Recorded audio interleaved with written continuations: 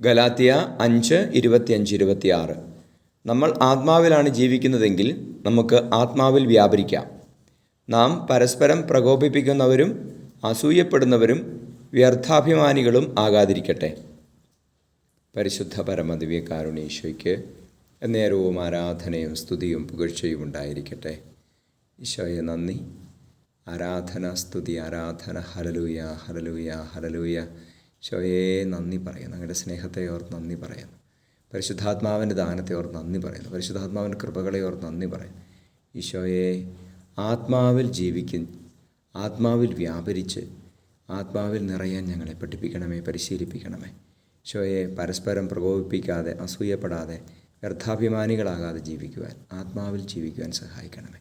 നമ്മുടെ കർത്താവ് യേശു മിശിഹായുടെ കൃപയും പിതാവായ ദൈവത്തിൻ്റെ സ്നേഹവും പരിശുദ്ധാത്മാവിൻ്റെ സഹവാസവും നിങ്ങളോടുകൂടി ഉണ്ടായിരിക്കട്ടെ, ഇപ്പോഴും എപ്പോഴും എന്നേക്കും.